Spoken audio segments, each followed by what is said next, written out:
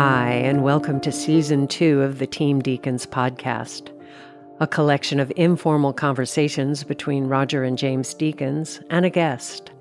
We never know where the conversation will take us, so listen in and see where it goes. Today we're speaking with a showrunner, producer, and writer. His credits include Department Q, Monsieur Spade, and The Queen's Gambit. We're pleased to welcome Scott Frank. Scott, thank you for doing welcome. this. Thank you for having me. What a treat. Thank you. I gotta say that intro was like you've written so many scripts and been involved with so many projects. It seemed very spare, didn't it? Well, I thought maybe we'd just jump into it. Yeah, let's jump into it. I didn't want to do it all in the intro. Now you know who writes the intros. Anyway, let's get to our first question. Yeah.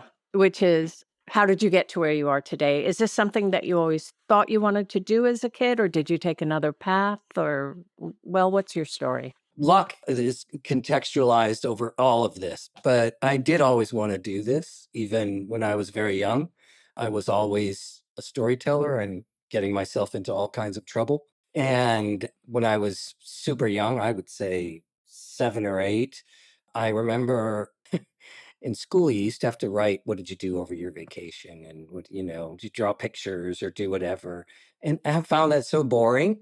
And so I would have pictures of my dad shooting someone or hitting my mother or us. And it was really crazy. And so they would call home and say, to my mom and dad, is everything okay?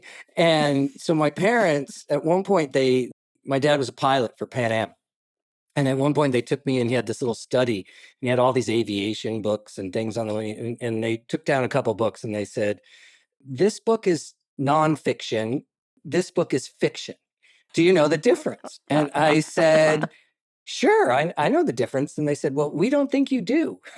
And if you have this desire to create fiction, by all means do it, but just write at the top, fiction. And so my mom and dad literally have files of stuff I'd done in school that say fiction across the top, because I was way more comfortable with that than any kind of reality. And I started making movies when I was pretty young with Super 8, playing around with that. But I went to UC Santa Barbara and I was going to be pre-med, among other things I tried. Wow. Because nobody in my family said you could have a career doing anything creative. In fact, my father said, if you want to be a writer, you should be a pilot because you'll have all kinds of time and you could do that. And that was sort of wow. Is that how pilots fly their planes? Right while they're flying. I don't know. That's a bit scary. It's a little disturbing. And he said, because he said nobody, you need a fallback. But when I was at Santa Barbara, organic chemistry quickly separated me from pre-med because that is impossible. And I realized that's just not going to happen. And I met a guy who was teaching there, a guy named Paul Lazarus, who was he was at the time, he was actually teaching at UC Extension. He wasn't even teaching a proper class. He would later. And someone had told me he was there and that I should go meet him because they knew I liked to write. And I was, 18, 19, and I went to his office and I said to him, I want to be a writer. And he said, well, if you're good, and his sons were producers. Paul Lazarus Jr. produced Capricorn 1 and some other things. And Paul Lazarus himself had been vice president of Columbia under Harry Cohn. And now he was retired in Santa Barbara, and the kids were all involved in writing. His son was a screenwriter and so on. So he said, at your age, if you have a fallback, you're going to fall back. He says, you're 18. He said, you don't want to have that now. He said, but I need to know if you know how to write first. I have to figure out and see if you actually, know how to tell a story, a movie story. And I said, okay. And he said, I want you to write me a 5-page script called The Confrontation. And I said, okay, what's it about? And he said, it's up to you. It's 5 pages, no more than 5 pages, and you write something. And so I wrote this script called The Confrontation and turned it into him, put it in the little envelope. on his door and would check every day for a week. And I was convinced he tore it up. And then one day there it was, returned in the envelope. But when I lifted it out, it was covered with red pen everywhere. And it said, next time, have a 7-year-old proofread this. And I thought, oh my God, he hated it. But over here, he wrote, damn good, write more. And that to me was the equivalent of hearing "Go West, young man." And in that moment, I changed everything about what I was studying, and I began writing and focusing on film and making films. And that became, and UCSB wasn't really known for that. It was a very small department. It was a film studies department, not even a film production department. But what was great is it was super interdisciplinary. And my problem with film schools is that people don't learn what they're about. They don't develop a voice. They develop sort of technique in service of zero. Yep.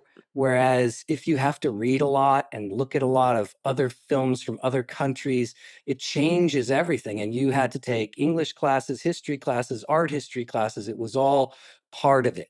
And it really helped. And I wrote a little script while I was there called Little Man Tate, and got out of college. Nobody wanted to make it or even talk to me. I didn't know anyone. So I was a bartender for a year or so. And then I applied at the American Film Institute. And at the same time as I got into the American Film Institute, I got an agent. And I was starting to have meetings, and I was given an office on the Paramount lot to write scripts. And so I felt like I had one foot in the future and one foot in school. And so I dropped out after a semester and moved into my office on the Paramount lot. I was 24.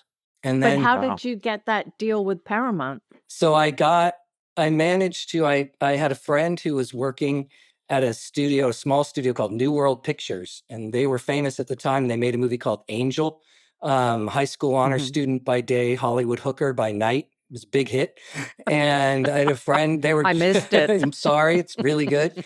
I thought, I think they were trying to get into more serious movies. And there was a friend of mine who was doing research for Ron Howard. He was going to make a movie about the Rainbow Warrior, the Greenpeace ship. And I gave her the script to really proofread it and help me figure it out. And she gave it to someone who gave it to someone who gave it to someone. And I ended up in an agency, and they, started at a small agency, and, and this man, Bill Unger, sort of introduced me to Lindsay Duran, who's a great producer and teacher. And I had they made this deal for me at the on Paramount lot to have an overall deal. And Ned Tannen was there, and Lindsay taught me how to write. She really continued my education while I was there. And then I had a series of mentors. I was so lucky. I had Lindsay, then I had Sidney Pollack, and then I had William Goldman. And Bill was in my life for a really long time, Sidney too, until he passed away. And so I was really taught by these great people. And then finally, as I really got into directing, Steven Soderbergh really helped me a lot with my filmmaking. So I've been super lucky. I've had people holding my hand for going on 42 years now. So why you wrote Little Man Tate in 1981? It took like 10 years to get made. Yes. If they liked it so much and they gave you an office on the lot, how come the film they didn't do it right They away. didn't develop it, or nobody did for 10 years. People would say to me over and over, the script was a great calling card, which is a lesson I always tell writers. People would say, we love this script. We hope someone else makes it. And they would say, what else have you got? Or could you write this or write that? Because it reflected a specific voice. And it wasn't necessarily a great idea, because what happens with a lot of young writers is they sell these ideas that are not that well written. And then they hire assholes like me to come in and fix them. And because they're thinking about very surface, very outside in. And I was really taught from the beginning by Lindsay and Sidney and everybody in my life to write from character and create story from character. And so the idea becomes the excuse to get started, but not everything. And you could do something super familiar in terms of genre or concept or whatever, but if the characters are really good, that will carry the day always. And I was taught that, thankfully, at a very, very young age. So at Paramount, was your job to fix scripts or to write original To ones? write originals, and I wrote a couple Wow. for them there. I wrote a movie that I actually loved the script, and it's the script I learned how to write on, called Plainclothes, that got made horribly. It just somehow got mangled, and it was my first project, so I'm glad it happened then. I look back, because I think if I'd been super successful at 24, I would have really fucked up everything in my life. I'd Yeah. probably not be married anymore. I'd probably have kids with Yeah. 16 different people. Who knows? But and then I wrote a movie called Dead Again, which really helped me figure out who I was, because Little Man Tate was definitely came from me, but by the time Jodie Foster made it, some years later, in I think she started production. And actually, Little Man Tate and Dead Again were made in the same year and released in the same year, both made in 90 and released in 91, I think. I didn't feel the script so much anymore. It was a little like a high school term paper that you look back on and go, gee, I wonder who wrote that. And Yeah. it was a little disconnected, but Jodie had a very clear idea for what it was about for her. And it was interesting. And both those were directed by actors. So my second and third films were both directed by actors. And I learned something really important, which was, as a writer, you're not ever going to get your version as a screenwriter. If you want, you are a co-pilot always, if you're just a screenwriter. And your job is to, if the director doesn't see it, if the director doesn't understand it, you could hold a gun to their head. Scott Rudin would tell me this all the time about Jodie. If they Yeah. don't understand it, you could hold a gun to their head and they still won't do it because they don't feel it. So ultimately, Yeah. you're hoping that everybody has the same shared intention. And usually movies go awry because either they don't have the same shared intention, or someone is confusing the word agenda with intention, usually a studio. And so it gets tricky. But I learned with both of them, they made very different movies. In Jodie's case, we changed a lot of the story to make it about something slightly different. I'd written a very black comedy, and she wanted to do something more about alternative parenting that she really felt and believed in. In the case of Ken Branagh on Dead Again, he shot the script word for word, but he shot it so theatrically. The tone was different than the way it was written. And they're both different, and I admire both movies. I respect them both, but they're very, very different. And the closest I've ever felt to what I'd written was probably when Steven Soderbergh did Out of Sight. I felt like that felt really like the movie that we worked on together. But you learn very quickly, you're never going to get either what's in your mind's eye or what you expect. It's always going to be different, and you just hope that you really respect it. I read that you said actually before Out of Sight you were considering your options because you were on a film called Malice, I believe. That wasn't a very good experience. No. I mean, those experiences, then the good experience on Out of Sight, did that kind of push you to start thinking about directing your own material? It was actually Get Shorty. It was before Out of Sight. It was Get Shorty. I had really bad experience on Malice. And by the way, looking back, some of it was me being an idiot and not understanding how things work. I mean, I was 32 or whatever, but it was the way it went down didn't feel right to me. And I'd spent a lot of time on that script. But what happened was, when I read Get Shorty and it was making fun of the movie business, I thought, oh, this is what I need to write. Yeah, you're in the mood for it. I'm really ready to go. But it didn't make me want to direct because I kept working for good directors. And I also had 3 little kids, and all my director friends were divorced. And so I thought, okay, maybe I need to stay home. Eventually, my wife said, you got to get out of the house because you can't quit hiding behind the kids. You need to go make a movie and quit saying, oh, I'm want to be with my kids, because that's just a lot of bullshit. You're just afraid. So go do it. But I think that what I think what instead it did is it made me realize who you work with, that everything is a shotgun marriage. and that it could fall apart at any second. It's all very fragile. And I begged them not to hire the director they hired. I had had an experience with him before, and I thought he's not the right guy. It's not going to be good. Mm. And they didn't, as a writer, the most you have is a voice, but no say. So Yeah. I just would learn something through all of these experiences. But it was not, I didn't really want to direct until I got bored being a writer. It's just bored. Just really bored. In the early movies, were you on set when they were shooting?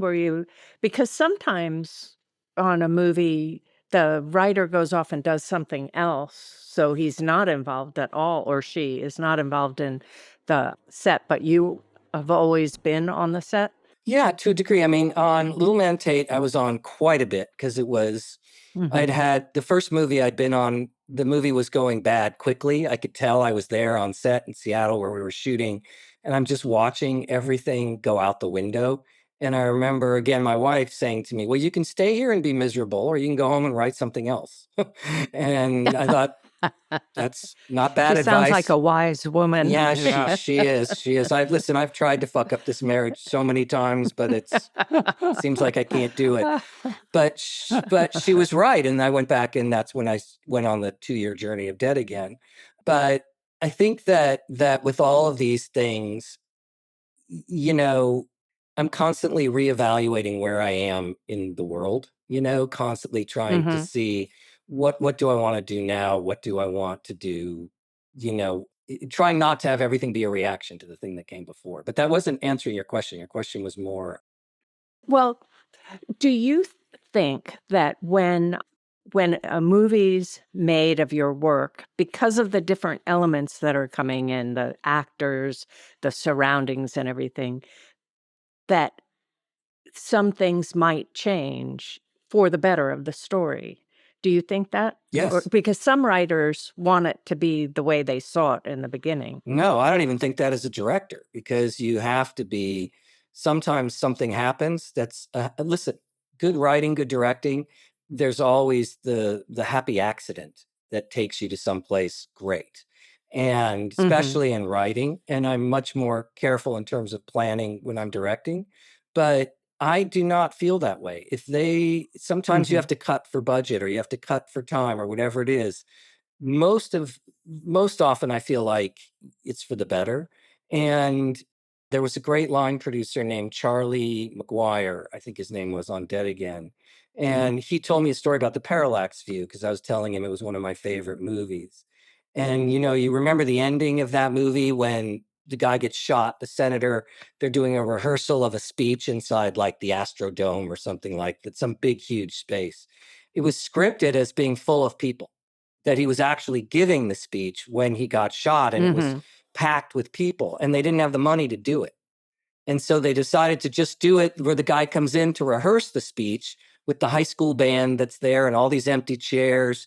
It is so much more effective, and Mhm. Pakula turned it into this very quiet, the opposite. And I think about, if they had done that the way it was scripted, it would have been not that interesting. This was super Yeah. interesting, where he's there and he's talking to the kids, and then they're playing the recording of the speech while he goes out, and it was amazing, and that stayed with me forever, and I learned that lesson early, and I always remembered that. So as you went along and you got to know these different directors, did it change your writing too? Because you see how they direct, and did it change the way because a screenplay is so different than a novel, for instance, and some people don't seem to know the difference, but there's a big difference. So did you learn a lot from the directors that affected your writing? I learned more from people like Lindsay and Bill Goldman and Sidney Mhm. Pollack, but I think that, listen, when you're writing a script, you only get two senses: sight and sound. That's it. You don't get to, and I Mhm. read these scripts where they're talking about people and how they feel and what happened, and in their past, and what kind of person they are. That should all come out in the script. And Mhm. my favorite Yeah. scripts are very spare.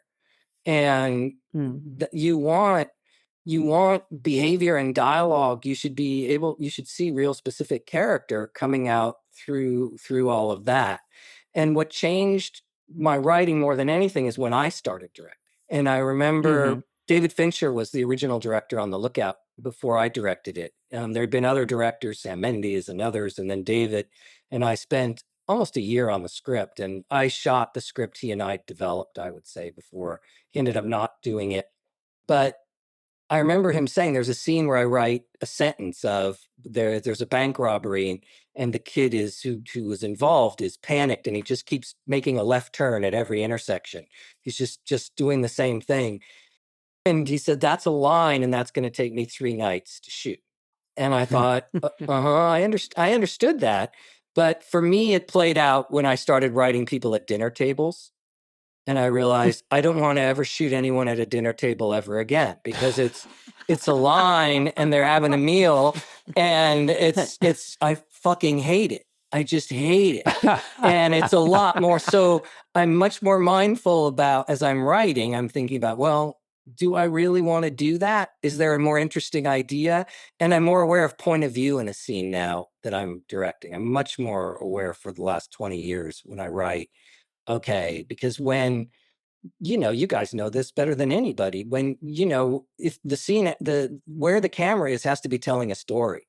It's not just a beautiful shot. Yeah. And I shoot very simply. What works for me is by, shooting super simply. It forces me to tell a story in the composition as well. And to keep it very simple and to not cut a lot, to cut when you need to cut, and to use close-ups, the most overused shot in cinema right now, carefully, so that it really feels like punctuation and what makes you lean in and what tells the story. And listen, there'll be times I'll be shooting and I'll be going an hour and I'll go, wait, I've made a mistake. I'm telling the wrong story. This isn't the right story. Or maybe it'll be, you know what, I'm doing this, but now I'm going to have to do this and this, and I don't think that's going to be good. Or I'll show up on set, because I like to play a game. How fast can we get the first shot in the morning? Because, when starting is the hardest thing on a set, after lunch, after in the morning. And sometimes I'll get there and the crew will be super excited. They have a shot they want to show me. And I'll say, that is an incredibly beautiful shot, but it's the wrong shot. We're not telling the story. It's amazing. And I came to that even later, because on the first time I directed, you're so focused on, look, Ma, I'm directing. And every scene, there's a danger that every scene becomes a new movie, instead of having really rigorous rules for yourself, which is what Soderbergh sort of beat into my head. What are these rules for yourself? What lenses, what this, so that there is, you can watch it with the sound off and you can see the intention. The intention is really clear. And that's really important to me now, no matter what it is that I'm shooting. And even the stuff I've done, the limited series, Godless or Queen's Gambit or Mr. Spade, or the TV or the series Department Q, they're all shot like movies. I don't do anything different than I would do if I were shooting it as a movie. And so same rules, same everything, what are and it makes decision making easier. And, and oftentimes the script supervisor will say to me, don't you want a this or a that? And I'll say, no, because I'm cutting it. And rarely do I get into the cutting room and feel like I'm missing something. And doing it that way allows you to spend the time that on the stuff you're going to use, because the people that shoot a lot of different coverage means that you have less time per shot. It's also interesting for a writer. I mean, I love your style. I want to ask you where that really came from. Was it all the people you'd worked with and seen? I mean, you worked with Spielberg on Minority Report, and you did Second Unit as a director on that, I believe. But your style is so spare. But for a writer, you spend a lot of time on characters and shots without any dialogue. Which to me, as you said, the close-up and the dialogue of most series and most films these days is what kills it, in my opinion. But anyway, so where did that whole style and approach come from? A couple places. I think there's a lot of story that comes from those non-dialogue shots. You can get a lot with a great actor I often find myself saying, I don't need to say this or say that. It'll be much more interesting. Also, music. It's weird. Music has a huge impact on me. And the composer I work with the most, Carlos Rafael Rivera, who was my guitar teacher in the year 2000, is now too successful, probably too busy for me.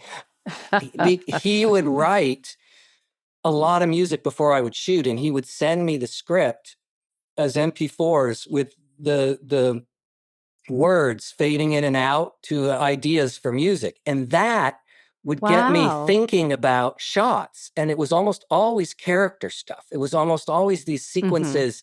I could do these long sequences where the music and the looks between the actors are carrying the day. I mean, I look at what Peter Weir did when they're building that barn in Witness, and there's no dialogue, but man, the whole love story happens while they're building that barn. And it's kind of amazing. And that had a big impact on me, that sort of thing. And so just the kinds of stuff, I just like those things. I like European movies that do that, where they will just keep you in the space with this person, and you really feel character there by using their eyes and using what the actors are my favorite part of the process. And the reason I like to plan is because I love discovering things with the actors. And I don't do a lot of takes. I go pretty fast because if you have a great actor, you don't need to. But that's where it all started, is I kind of worked. So in answer to your question, it just came from, how is the best way to translate this way I think about character into visuals? And the second thing was again, Steven Soderbergh, who said to me, if you can reduce it down, and start with that, then you know the meaning behind every shot. You know why you're doing every shot. And again, it's about rules. And sometimes not covering something makes something more interesting. Something happening off screen or something, I'm always thinking about what does that do to your brain when you don't see them? How does that feel? How does that, affect the story? What is the vibe of that? As opposed to, no, you have to cover this and cover. And so it's just, I've sort of arrived at it. And I think on Godless, Stephen Meisler and I really worked out, I said, I want to shoot as much of this movie with a 25 millimeter lens as possible, because I know for close-ups, we're going to be right in everybody's face, but I want all this information all the time, everywhere behind them, because of where we're shooting and what the story is. I think it would be really interesting to do that. And I like layers. I like storytelling in layers, where things are happening all over the place, where it's not just random background. It's like when I watch people crossing, I see extras and it feels like they're crossing. Feels like someone went and go, or someone pushed them in front of the camera. It doesn't feel real. And I feel like that's an opportunity for story, for feeling or for tone, and and so it just sort of evolved from all of that, from trying to say, what are your rules? Keep to your rules. And the same thing I do with production design, partly because I have OCD, I think, and so pattern and color, I don't like too much. I want to have a super rigorous palette, because I think I can control the look the same way you can control the look with not using every lens that you have available. And so with certain colors and keeping certain colors out, and there's always a photograph I have for or a painting, or for everything, where I say, okay, this is the key of the song visually. And then everybody works together. The costume, production design, camera, they all know. So if somebody's going to be against this wall or whatever, everything works, not in a kitschy way, but in a way that I feel like there's something pleasing you can't articulate. It pulls you in, and it's also storytelling. The palette is another opportunity to tell story. And I will tell you, that lesson I learned through a movie you would not expect. I learned the palette lesson came because there's a lot of kitschy versions of it, but Vera Drake, what Mike Lee did with the palette of that movie, I think about Green and what he did, it was amazing to me, and how it worked and how it told the story. And just, there was something about it that felt incredible. And here was a writer director doing that, and it changed me forever. So what was your approach? I mean, do you storyboard? How do you work out the shots? Yeah, before going on to the set. Yeah. How do you communicate with your team as well? So I usually bring the DP in earlier than usual. I make them pay to have him come earlier because not only do I want to scout, I want to go back and talk about how we might shoot here. I want him to go with his people before. By the time we do a tech scout, I don't even have to go. Everything's been discussed. Everything, we've already done a version of that. And then I shot list. What I do is we sit in the office and we go through the script, and I write in my notebook what this is about, how we might shoot it, how I see it. I may have written down things based on, like I said, musical stuff. And we talk about it. I will storyboard the most technical things. I will storyboard certain action things that I really need to be careful of, because I learned on a walk among the tombstones, you can get lost and you can end up with 6 cameras in the same place with different lenses, and it's not great, and you got to you really want to know how to get everything. And so I will storyboard, like in Godless, the whole shootout. I storyboarded all of that because that was 27 days of shooting or whatever it was. And we had horses going upstairs, and I wanted to be very careful. I storyboarded when he shot his own horse and things that were very technical, and I didn't want to get lost. I would storyboard. And I've done that on most of the things I've done. I've had sequences where we would storyboard.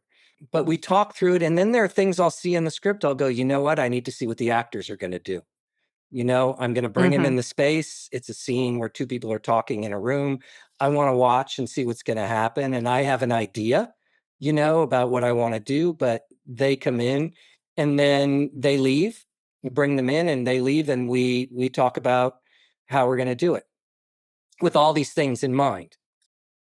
But when you're doing a show like Department Q and the Queen's Gambit, how do you do all these things and still stay within that schedule? Because isn't the schedules on TV much shorter? And how do you do everything and be in all these places at one time? The schedules for me haven't been that much shorter. Godless, we shot in 120 days, so that's not short. And Queen's Gambit was closer to 90. And both those cases and Department Q, in the case of Godless and Queen's Gambit, there were 6 scripts that we turned into 7 episodes in post. And the same thing on Department Q. Department Q, I wasn't supposed to write or direct, and I ended up coming on for reasons we could do another podcast about. But I ended up writing and essentially directing all of them. And so, but I was writing while I was shooting.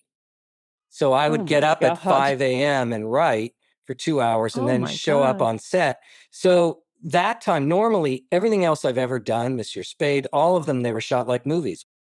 And the thing is, so you're building the airplane essentially while you're flying it, which is not ideal. And normally I'm shooting everything by location, the way you shoot a movie. Everything else I've done on television, we just shot it like that. And this season, I'm going to shoot that way. I'll block shoot it the way I would shoot something else. But when you're shooting it episode by episode, I'm able to say, this is what I need per episode. And so I had enough time. It wasn't like if you're doing a show and they'd say, okay, you're going to have 8 days for an episode.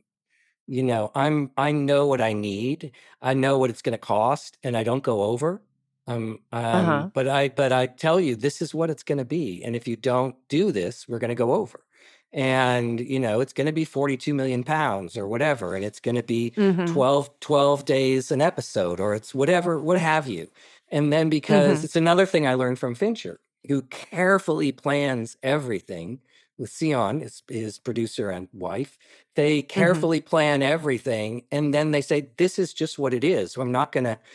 And then sometimes they come in under, and I usually come in right on budget, if not under. Occasionally I'm over. Mhm. I'm over when they say, okay, we hear you at 42 million, but we're only giving you 40. And then I'm 2 million over.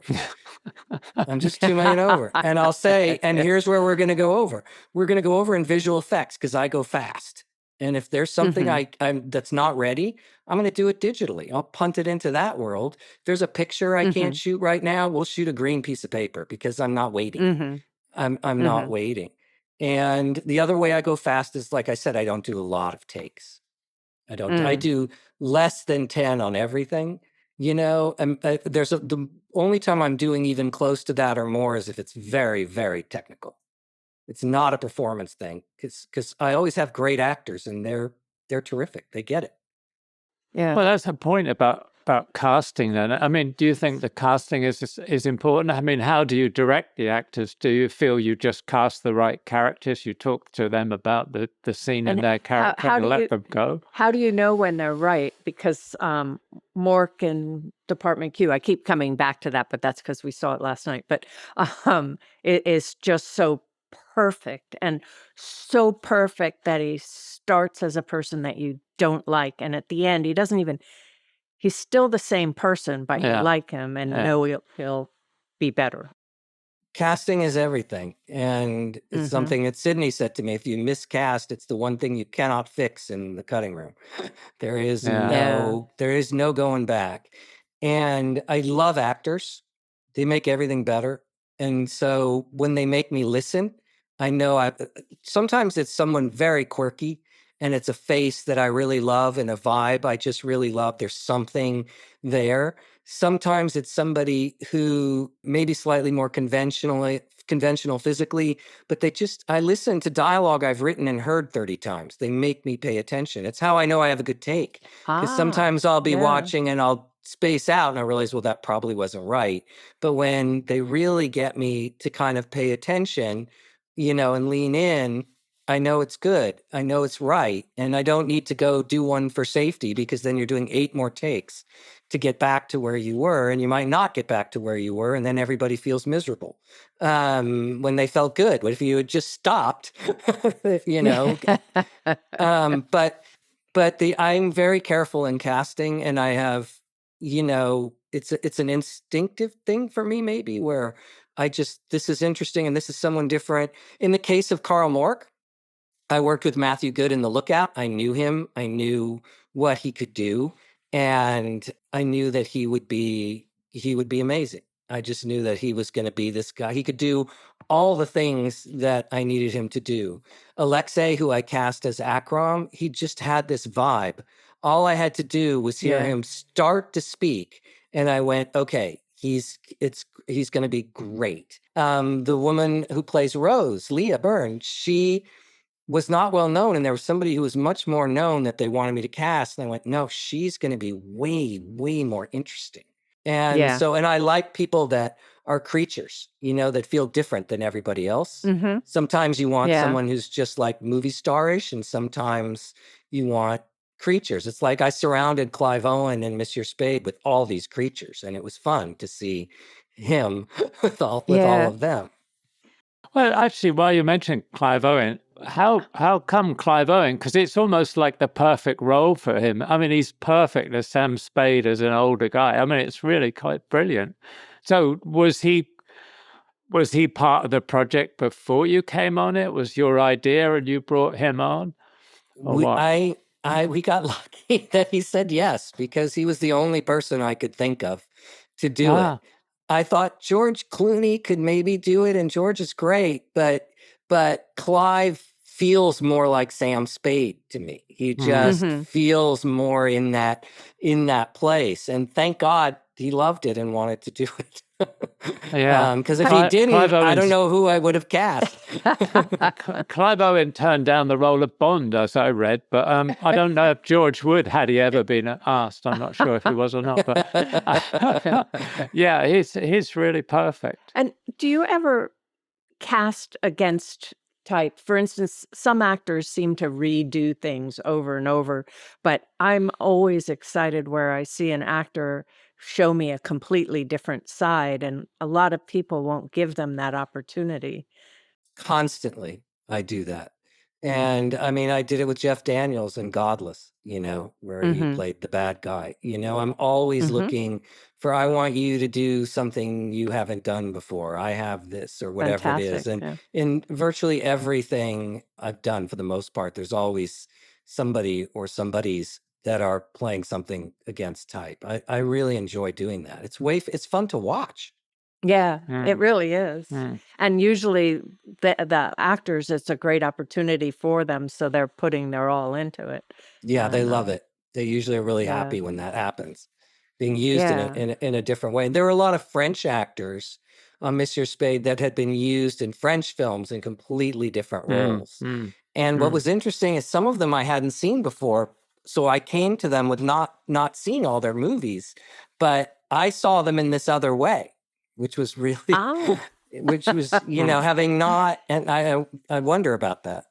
Yeah. The other thing about the Sam Spade and Department Q as well. I mean, you're shooting on location. You're shooting like in Edinburgh for Department Q, where you set it, and you're shooting in France, in rural France, for the Sam Spade series. Do you get pushback about that? Because often you see, people shoot Vancouver or Toronto for New York, and New Mexico for anywhere it's meant to be the West, which is always often a little ridiculous. But how do you get pushback about shooting on location? Guilty of New Mexico, Santa Fe. Oh, well, everybody is, aren't they? Damn it, yeah. I shot in one of your locations, I think. We built the town of LaBelle around where that little shack was. Interesting. Oh, well, Yeah. that's very different. So, but no, I think that, listen, I'm very willing to play ball if we have to. Queen's Gambit was shot 90% in Berlin. I did Ohio, Kentucky, Paris, France, Russia, Mexico City. I did it all in Berlin.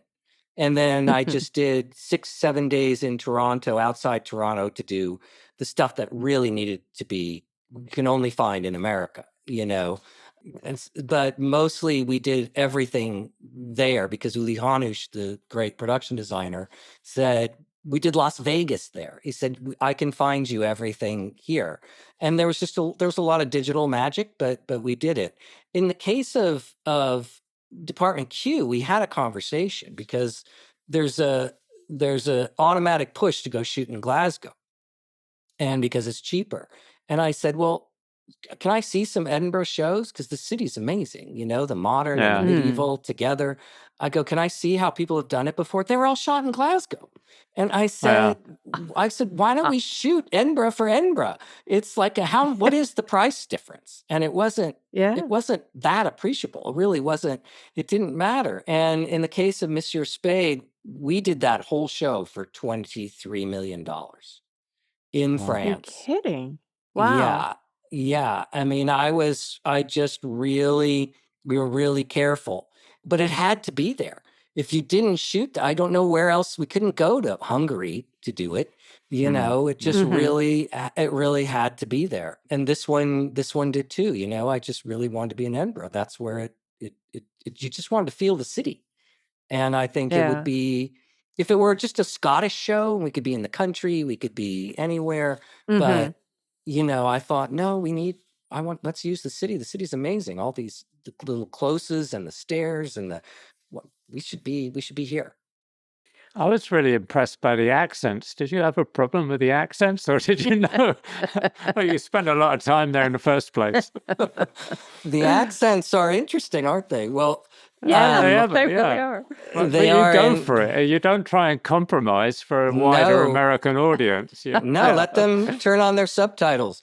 Kate Dickey, who, she has a really strong Glaswegian accent, and she would say, "Do you want me to tone it down? Should I work on?" I said, "No. I love the way you say. I love the way you say fuck with that accent." Right. I don't change a thing. But the DP was French. She was somebody that I had worked with first on Monsieur Spade, and now we've done 2, and he's doing this one as well. David Ungaro, who's really good, and he's super fluent in English. He has a bigger vocabulary than I do, probably, in English. But when the Glaswegian first AD would speak, you would just see him cock his head. Yeah. Yeah. Like he try and wasn't like understand. what, and they can't. And the main character's name is Carl, and the name Carl is the hardest name for them. Carol, they can't say it. Yeah. Brilliant. Yeah. On a wider question, though, so you started directing feature films for cinema, and now you've moved into these TV series format. Why was that? What do you gain from working in TV series? Well, I hope I can make some more movies. There's a couple things I'm working on now, but I tried to make Godless as a film, and nobody wanted to make it as a film. They said no one will make Westerns. And I remember in 2002 when I first wrote it, I said to my agent, I'm going to go take a year off and write this spec. And she said, good, as long as it's not a Western, because nobody wanted them. So I couldn't get it made. And finally, Cindy Holland said to me at Netflix, I heard you've written this Western. Can I read it? And HBO, I'd been talking to about doing it as a limited series. And Netflix read it. And then they both, suddenly two people wanted to do it as television. And I realized if I had shot it as a movie, I couldn't go as deep with the characters. And it wasn't like I would extend it. I would keep the same beginning, middle, and end and just go deeper, tell more of the same story to go really into the character. And so that was the only way to get it made. Queen's Gambit, Bill Horberg and I tried to get that made for 19, 20 years. And nobody, you say, little girl playing chess, they're like, yeah, that's good luck. Yeah, right. Well, I was surprised. Yeah, I was surprised that I knew the book because I love that writer's work. I mean, he also wrote The Hustler, which Paul Newman starred in.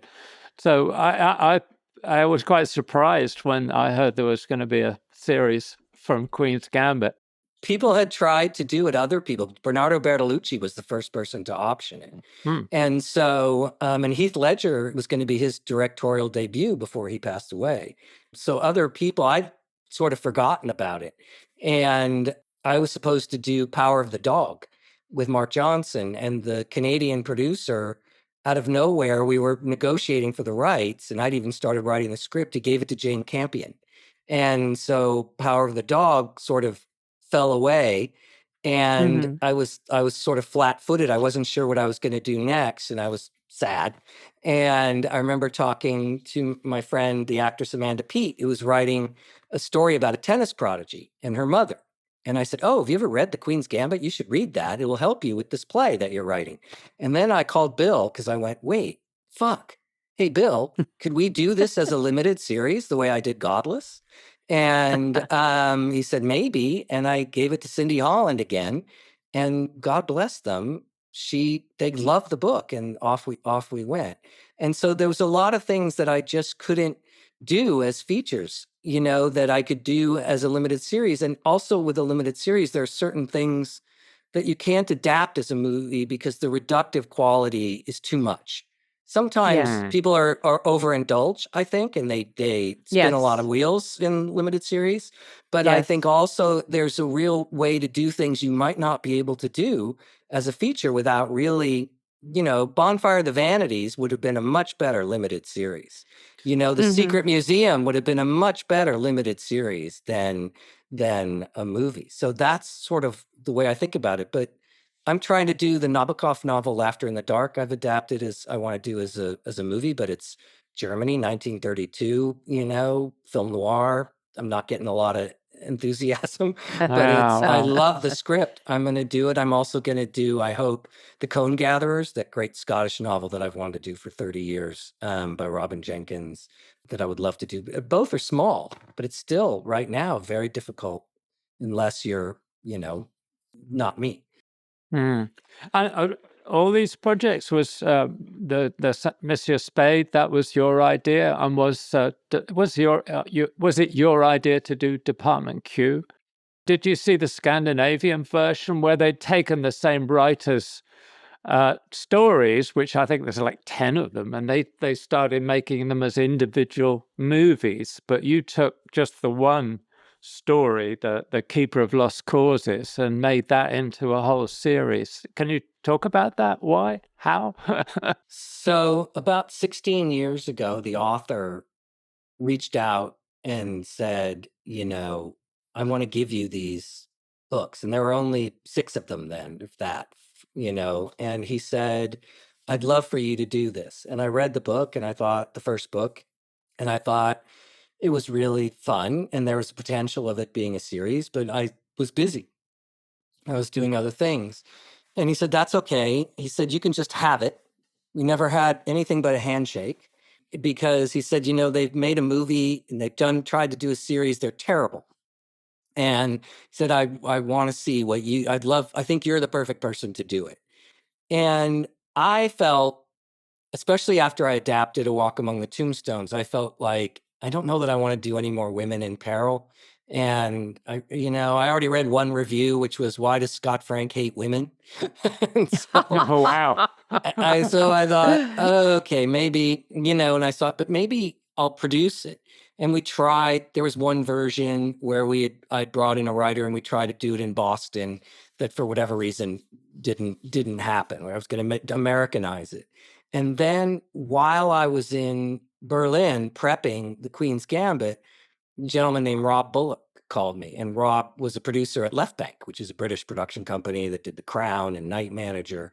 And this was now 12 years later, it's long time.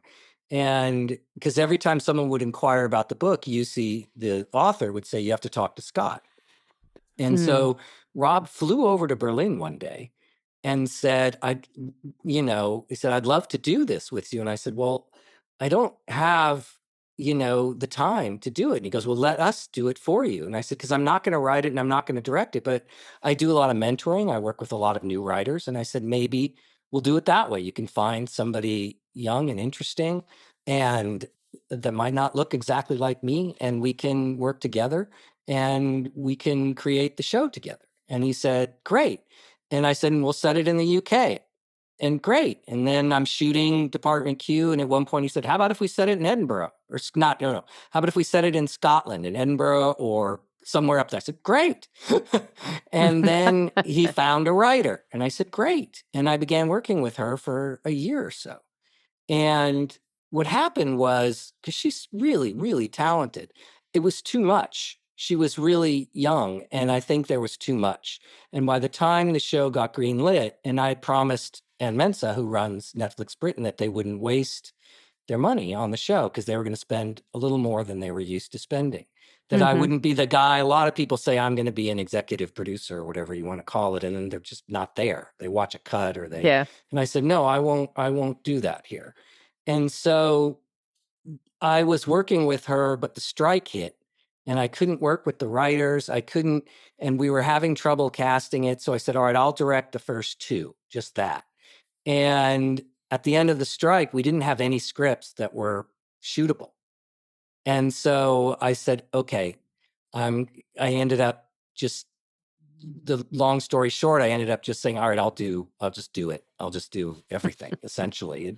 It happened in stages because I was in denial about having to do it. And my wife, again, kept saying, honey, you're not coming home in March. You're coming home in July. All right. So wise. And now you're hooked on it, right? So you've done the other. And now I'm series. hooked on it. And if I don't do it, I don't think there is a series. And it turns out I'm a control freak, according to people who love me. And I don't share my toys as well as I should. And so I know the whole idea of other people watching other cuts and doing all, I just can't, I'm not good at it. I want to do it. It's just easier for me to just do it. It's what's really interesting, though, because you've taken basically a Scandinavian source material, and often when they make the films of their own material in Denmark or Sweden or Finland, there's some wonderful detective series come out of Finland. There's a certain quality to them, and when American kind of television tends to remake them, like The Killing, which was fantastic as it was a Danish-Swedish co-production, I believe. The American version was kind of a pale imitation. But your version of Department Q, I mean, I actually quite like the movies they made in Scandinavia. I think they're okay, but your version is so much better, but it's also has the same noirish quality that those series in Scandinavia have. Was that a conscious kind of thing you were working towards, or? I don't know that it's conscious so much as genetic. It's just genetic. Yeah. I just think that way. But I'll tell you, the shows I love are the British procedurals, you know?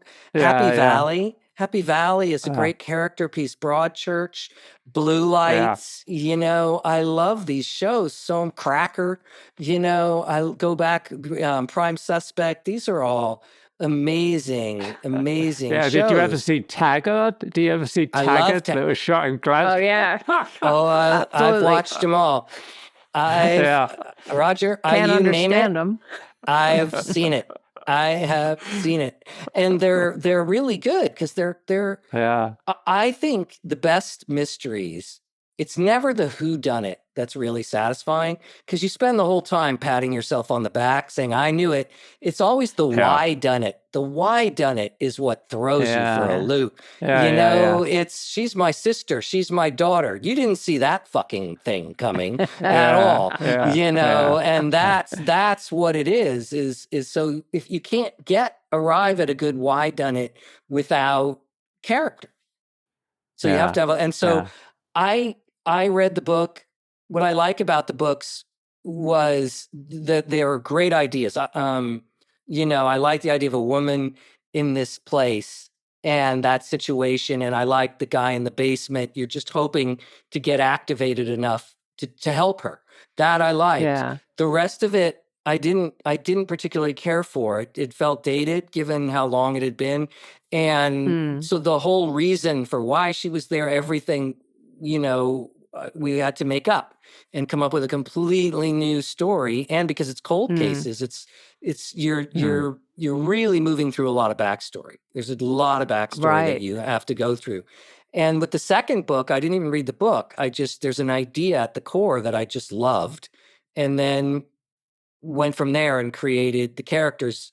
But the ones that were already created from the first book are carrying on into the second season. But now this whole other, you know, I thought, oh, I know what this is about for me. I'm gonna do that. This is a whole story about class and so on, and it's gonna be fun to put Carl in that world. So, and sometimes I'll adapt, like the Queen's Gambit.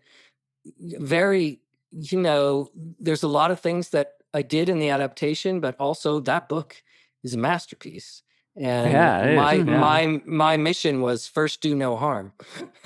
It was more about it was more about directing. You know, how do you direct this? How the hell do you direct this? It was more about that. And I just decided it's going to be a thriller, and she's her own antagonist.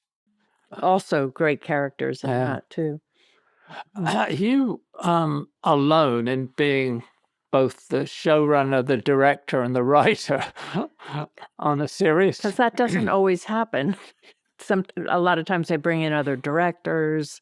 I think Mike White does it on The White Lotus. I think there are a few people that have done it. I don't think I'm the only one. Alfonso Cuarón certainly did it on his limited series. I just feel like the thing about television that mystifies me is if you're an actor, who wants a different director every week? And if I've written them all, why would I want someone else to direct them all? Why would I just direct two and then walk away? It feels like antithetical to how my brain works. And it's not even a control thing. It's just incomplete. I can't live with the fact that it's not, the resolution isn't mine. It's somebody, it just feels strange to me. And so it's just a longer movie. I just think of it as a longer movie, and it gets cut up in different ways. And so it's tricky. I'm doing Red Harvest, the Dashiell Hammett book, as a limited series. And I co-wrote that with Megan Abbott. And that was great, to having a co-writer where you're doing it together. That really helped. And we also co-wrote Laughter in the Dark together. That I enjoyed very, very much. And I've done that before. Jim Mangold and I wrote Logan together, you know, and I really enjoyed collaborating that way. But having other people write something that then I'm just going to rewrite or not rewrite and then maybe direct, it's a little, it doesn't, it's hard for me because I'm not inside it in the way that I would need to be inside it. Yeah. And it keeps kind of the continuity of the world better, because when you have people coming in and out, even though they're following what the world is, there's oftentimes their own stamp on each episode, and it's just more smooth if it's one person's stamp. Well, it's more personality. I mean, Yeah. And once after I did The Lookout, I hadn't directed for a while, and John Wells, who was doing Shameless, the American version, said, "We're doing season 1. You want to come do an episode for fun?" And I'd never directed anything on television. I said, "Sure." And I remember showing up, and it was the sort of producing director was Mark Mylod, one of the great gentlemen of all time, just a great guy. And Mark was saying, we shoot handheld. We just kind of hose it down, and we jump the line, and we do all these things, and then we figure it out in post, And I'm thinking, okay, that'll be fun. We'll just, and you shoot it handheld one way and then swap some lenses and shoot it. And it worked for that show. But I realized they don't need me. And the actors, I'm 8 episodes in, the actors don't need me. I might come up with a cute idea for them to do or something funny, but I didn't write it. And it felt like not being a director. I didn't know what it was. I didn't know what it was, but it wasn't directing to me. I read you said you wish you could write books and still have the life you have. In fact, you wrote one novel, Shaker. Do you still feel that way? I do, although ironically, Netflix just bought Shaker to make into a limited series. Hey. So you can't get away from it. And I've been working on the sequel for a while. I'm hoping to finish it soon. And I wish I could. I so love writing books. And as much as I've traveled and gone to all these places, it's lovely, but I like being at home. I'm a boring homebody. I'm really happy. And if I were writing books, because just writing scripts is not satisfying, but just writing books, I think would be really satisfying. But, three people bought Shaker. So that's why I'm writing a sequel. See if I can't get it up to 4. Wow. Well, we would miss your directing and we would miss Department Q. Yeah. I'm doing a few. I have a few more coming that I'll do. But then after that, I said to my wife, I said, okay, I'm going to do Shaker and Red Harvest, and I'm going to do the Nabokov and the Cone Gatherers, and then I'm done. She said, okay, so that's like 15 years. Yeah, right. But at least you enjoy it, right? Yeah. I love every minute. The one thing my father did say is inadvertent great advice was he loved flying. He loved flying. He, just like all pilots, when they would hang out, they're like cops. All they talk about is flying, and sex, salary, and seniority. That's the kind of stuff that they talk about. You listen to the black box before they crash. That's what they're talking about. Oh, no. But he said, I love what I do. And if you just pick something you love and you don't feel like you're working, what was unspoken was, as long as it's nothing in Hollywood.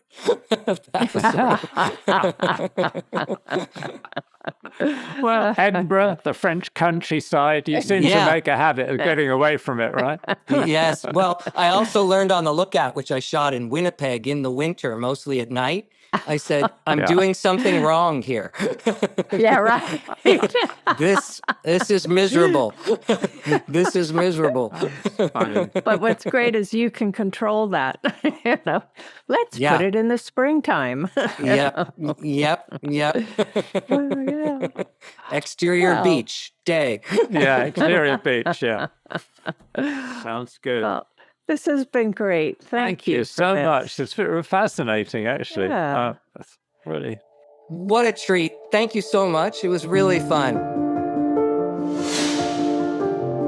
If you'd like to sponsor the Team Deakins podcast, let us know at pod@teamdeakins.com. Thanks for listening. If you want more information and further discussion, check out the forums at www.rogerdeakins.com. Becoming a member is free, and you can ask follow-up questions there. And be sure to subscribe to the podcast for more new questions and topics. Also, check us out on Instagram at team.deakins. See you next time.